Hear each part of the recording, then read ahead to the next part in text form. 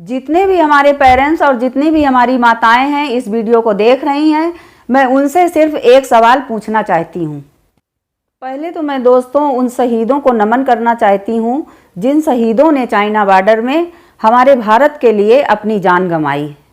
दोस्तों, जो हम चाइना का सामान अपने छोटे बच्चों के लिए खेलने के लिए देते हैं उनको लेकर के, क्या वो देना ज़रूरी है?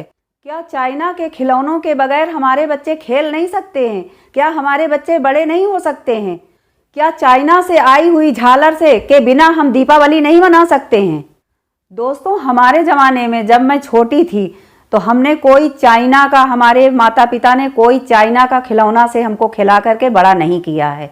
मिट्टी का खिलौना, शुद्ध मिट्टी का खिलौना और लकड़ी के खिलौने होते थे जो शुद्ध चीज़ मानी जाती है। हम उन चीज़ों को खेलकर उससे पले बड़े हुए हैं।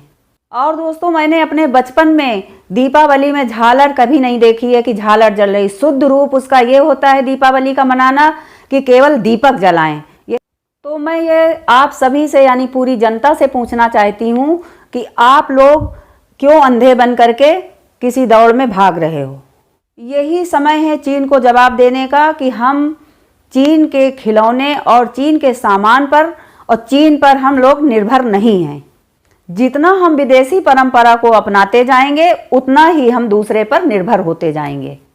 दोस्तों, मेरे कहने का मतलब ये नहीं है कि जो चाइना का सामान आप लोगों के घर में हो तो उसको तोड़ दें। उसको तोड़ें नहीं, उसको रखें। जो घर में सामान मौजूद है उसको तोड़ने से कोई फ़ायदा नहीं है। बात यह है दोस्तों कि हम आज से प्रण करते हैं कि चाइना का हम कोई भी सामान नहीं खरीदेंगे। जो हमारे इंडिया के सैनिक भाई शहीद हुए हैं चाइना बॉर्डर में, मैं उनको श्रद्धांजलि अर्पित करते हुए ये इतना कहना चाहती हूँ कि जिन माताओं की गोद सूनी हुई है उन माताओं से आप पूछिए कि उनके दिल में क्या हो रहा है। और जो जिनके बीबियां हैं उनकी बीबी से पूछो कि उनका सुहाग उजड़ गया, उनको कितना दुख है कि पैसा तो कमाई से फिर मिल जाता है लेकिन पति कभी नहीं मिलता है।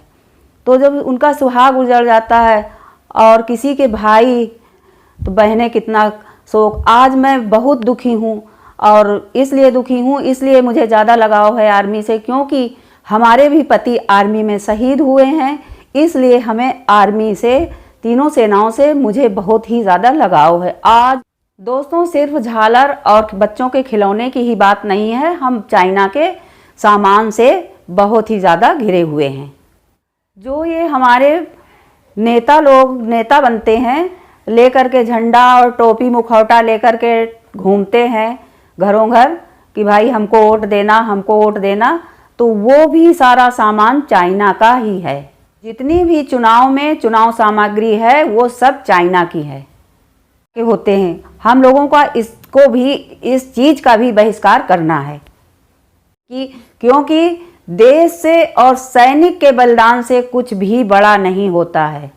और फिर मैं आपसे विनती और आग्रह करती हूँ दुखद के साथ कि आप लोग चाइना के सामान को बहिष्कार करें।